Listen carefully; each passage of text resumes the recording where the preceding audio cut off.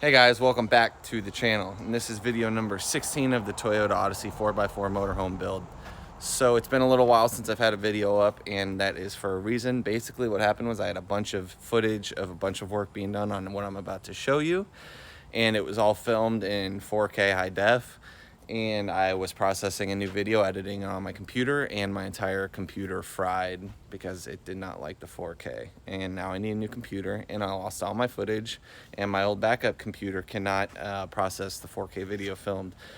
So now, unfortunately, you don't get to see all the beautiful work being done, but I will show you where we're at on the work and give you a walkthrough. We got some cool stuff done, and I might as well just jump right on into it and show you where we're at, and then I'll upload this video, and then soon there will be more work being done. So let's just hop right in and show it to you. Hey guys, welcome back. Another day, another part of the build on the Odd Couple 4x4. Today we are going to start installing the plywood roof on this thing, and then rubber roof after that, which we don't have yet. But it's about 90 degrees, so we're gonna pull the truck out and work outside. It's a beautiful day out right now, not raining yet, so yeah.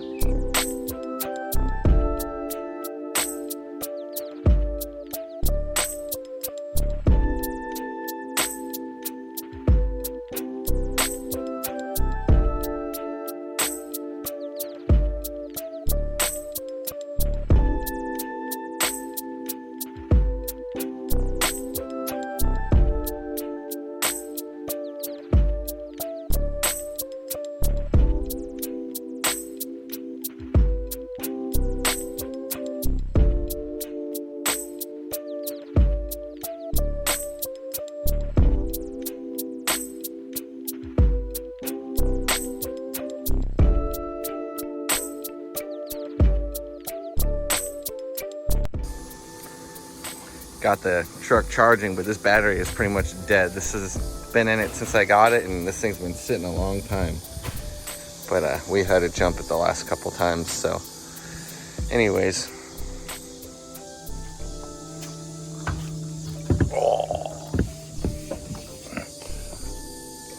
AR up here, we got, what's that, 3/8 inch ply? Got all the holes pre-done. Dad did a bunch of work on this while I was at work, and got everything lined up where our trusses are, all the holes drilled, all the holes countersunk, and yeah, so this should be pretty simple. And then once that's on there, our rubber roof will go on, our membrane that's glued on and overlaps the sides, and that's pretty much it for the roof. And then from there we can start working on getting the vent and the AC, the bathroom vent, that, and then the front overcab wood's gonna be a little different because of the radial curve of the design up there. There's different ways to do it. We're still working on exactly how we want to do it, but that's gonna be another day. So let's just go ahead and start putting some screws in this thing.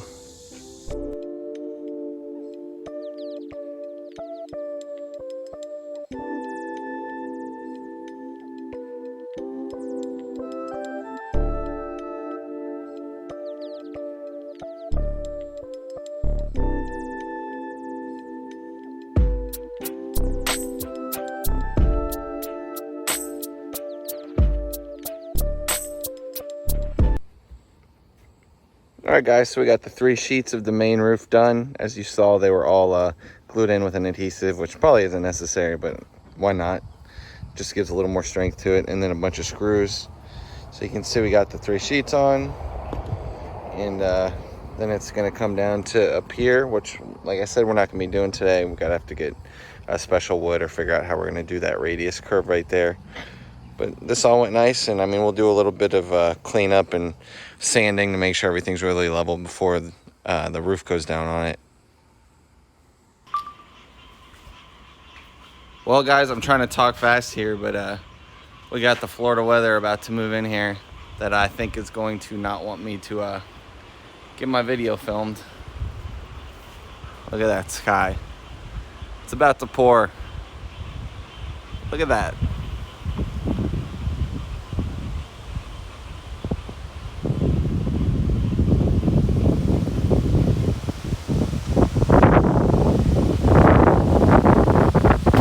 Dogs are running for it.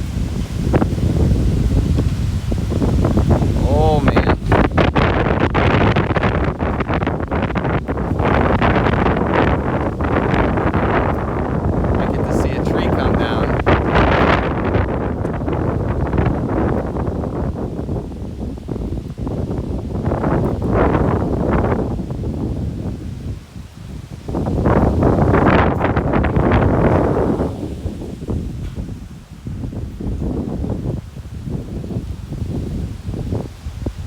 dogs know something's up. It's gonna get really loud in this shop here in a minute when the rain starts falling, so might have to wait till this weather clears through. We'll see. The clouds are moving pretty quick up there.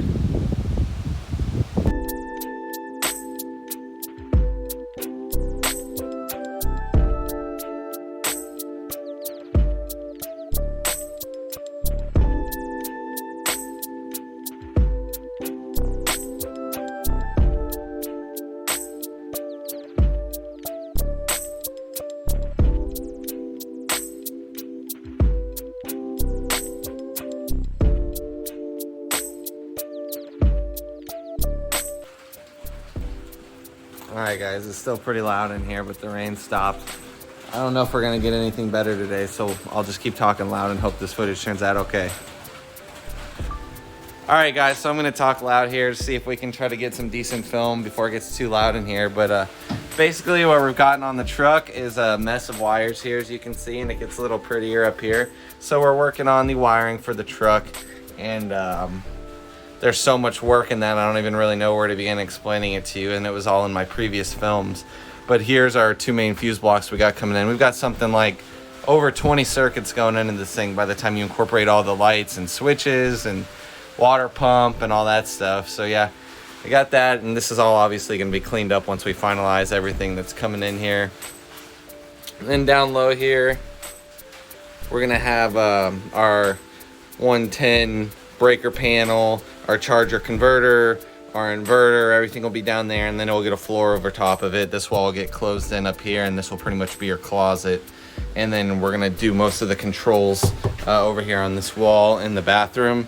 You can already see the dimmer switch here for the lights that are gonna end up under here to light up the sink, and those will be on the same circuit as your lights that are gonna be under right here to light up your countertop. That's gonna be right here. So more with wiring. Basically we've got all kinds of looms going on, as you can see. Got a loom here that goes up and over and comes over here, and that's bringing power to here, and that also crosses over to the other side of the truck here, and that's going to be powering these lights that will be on their own switches for if you're sitting back here at the table or whatever and want a light for yourself. And you see we got that one that goes up there. Let me work on this camera. That way, that's gonna go out and out to the roof and cross over. And we've got obviously all the lights here all wired in, and those are all getting a dimmer switch. You got those 4. And we added the one more here on the same circuit that's directly above your entrance step here. So that's pretty lit up there. And then we've got our 4 smaller ones here in the bathroom, and our 4 that are not currently in place that are here in the bedroom. And these bedroom lights are going to be mounted on this dimmer switch here. The bathroom lights are on a dimmer switch here. You can see there's all kinds of wiring going on. With these dimmer switches we're using, they're basically a 3-wire switch. The switch gets a 12 volt. Let's see if I got one up here. There you go. Dimmers, they're not cheap. They're actually really stupid expensive, but they get a 12 volt in, a ground, and then they send power to the lights themselves. And then obviously the lights need a ground too. So you get your on off and then your dimmer. And they work nice. I showed you those when they were wired up on these roof lights in a previous video. We've got all our power in, our heavier gauge wires for, this is your rear fan we're putting in. Oh, poop, hang on. Knocked my battery out. There we go. Make sure you always use the proper size drill bit when you're going off a battery. That's proper safety standards right there. Back at it now. Got the air conditioner cut out. We've got our heavy gauge wire, 3-wire for your 115 for your AC unit. We've also got our, what did we use for the fan? I don't remember. We've got a 12 gauge AWG. It's actually overkill, but better to be overkill on wiring than not. So that's your bathroom fan there. And continuing on, you can see where I'm at here on our circuitry for our panels of all our circuits. You can see there's a good amount of them. These will both get their main power source, and from I'm going to use a bus bar, and obviously they both get grounded, and then they're sending out all their powers and grounds to everything that goes in all their looms. You can see all this stuff going on here. Like I said, this will obviously all be cleaned up once all the circuits are finalized, and we'll get everything ran properly in looms like you see got going on here. So going on here more, let's see if we can figure this stuff out. It's been a couple weeks since I lost the old footage, but we got all these guys. Some go, some go under the truck and over to the other side. Hi, Daisy. Daisy wanted to come help. Hi, Daisy. You want to help explain the wiring? Go ahead. What does the wiring do? No? Okay. So, continuing on. Daisy, why don't you come up here? Come on. There you go. Happy? All right. Can we get it? There we go. It's like a bigger field of view with this kind of fisheye angle. Anyways, we got power. The one coming through here comes under here. And we've got that going to the rear of the truck for rear power outlets and USB for when you're at your table. We've got power over here for water pumps, water heater. We're going to have a water heater that's electric as well as gas. I just realized I could see my my gimbal right here with this far out lens. Interesting. We've got power for a 115 that will go ahead and stick an outlet. You can see here. So just in case you need a 115 to charge laptops or whatever in the back of the truck over here. And then continuing on, we've got this power coming in. Let's see where I can show you. So I've got a 115. We also ran over to this side over the roof, and that will come down, and I am going to go ahead and stick an outlet on the underside of this cabinet, most likely. That's not finalized yet, but probably. And that'll just give you power if you ever need it for anything you're working on this cabinet. 115, whatever it be. And continuing on through this cabinet, you can see we've got lines ran here. These are for your 2 lights I previously explained that'll be here to light up your counter space. We've got 12 volt here for our fan that will be here, your oven fan, your vent hood, I should say, that has your light and your fan in it. That's like the 3rd time now. Must not be using the right size drill bit for this type of wiring. I know this is ghetto, you guys, but I lost the bolt and I wanted to get this filmed. So continuing on, this power comes over. And this is the one that will give power to this guy. I could turn them on, but I don't have the fuse in the block right now. And then, like I said, these will be here. One, and they each have their own switch. So if you have all the lights off in the vehicle that are all on switches, you don't have to get up and flip a switch to get light on if you're just back here and need a light for whatever you're working on sitting back here in the rear of the truck. Continuing some of the electrical talk. I'll show you, here's the inverter I'll be using, 1800 watt trip light, and that basically just it's turning your 12 volt into your 110 for if you need to power, like let's say a laptop or whatever. It honestly, it won't be used very well, very often, just whenever you need to use a 110 outlet. So this is where your battery bank will hook into it, and then there's your outlets. And I've got the remote for it. I just ordered and got in, so you'll be able to turn this on and off from your control panel and not have to be down in the bottom of the closet where that's going to be mounted. Continuing on, what other electrical stuff do I have? So here's the 110 panel that we'll be using. If I remember, I think it's like an 8 gang, maybe a 6. But we only have a few things that will just be powering.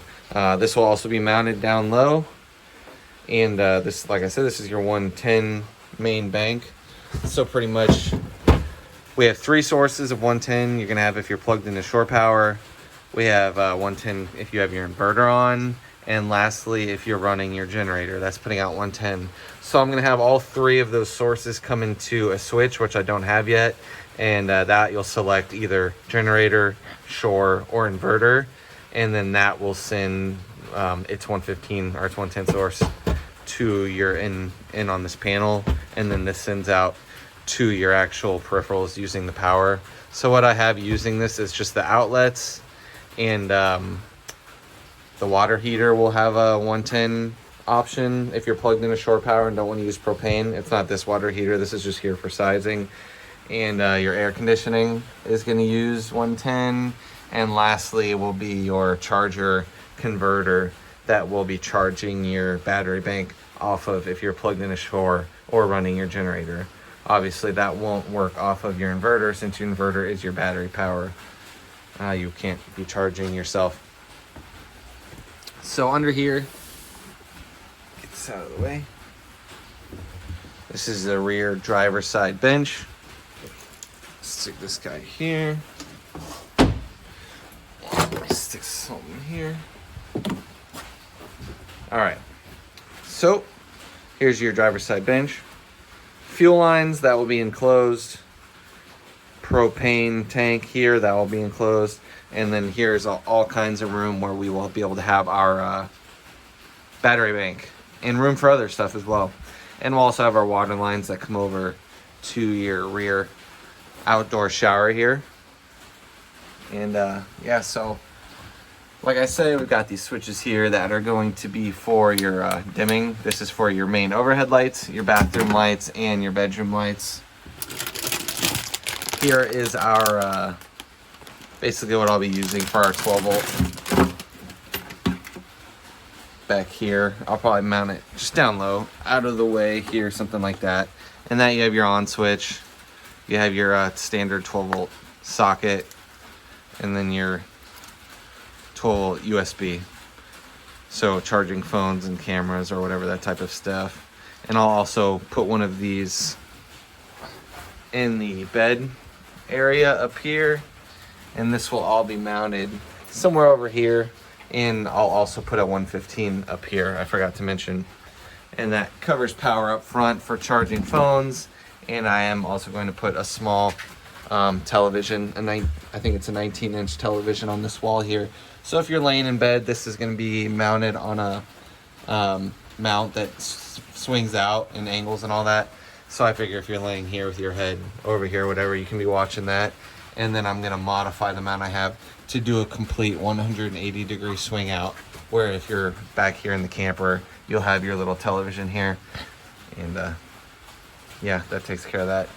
And more power that I didn't talk about yet. You know, we've got 12 volt coming under the shower pan. We have 12 volt going to the toilet. 12 volt up here for this power outlet I just showed you. One for the fuel pump relay for the auxiliary fuel pump. That will transfer fuel from the auxiliary tank to the main tank, which are under here. 100% sure there's plenty I'm forgetting here. But all this wiring goes up in the roof that goes over to here. All that wiring's been integrated into the wood and flush, so obviously it all sits even up there and glued down into place and all that stuff. And yeah, and we also got the roof on this, which is already done. I'll go ahead and show you some video of that here in a few, but just a little, there you go. So that's nice to have that roof on, and now we can get our rubber roof ordered and a rubber membrane on. That'll be the permanent roof, and then after that, fans and stuff can go on. Here is the remote I showed you for the inverter I'll be using. And continue on to the water system. Got a 12 volt water pump here. You got your accumulator, all that, and that's basically all going to be mounted down here. So you'll have your main water tank is obviously under the truck, about right here, and here's your fill line there, and that connects to your water door there on the outside. So when you have a hose, you fill in there from the outside, and that fills the 45-gallon tank underneath me. and then you'll have your line that comes from the tank under and connects and gives you all your water to everything up in here. So you'll have your sink here, and then your rear shower and your main shower there. So for the refrigerator mount, which is obviously going here, the Dometic fridge, I told you guys in previous videos that we wanted to do a countertop that will lift up and give you top access to the fridge. And then if you're cooking or whatever, if your cabinets or your countertop is full of stuff, I wanted the refrigerator to be able to pull out and be accessible here without having to interfere with your countertop. So the way we figured that out was to get some heavy duty slides.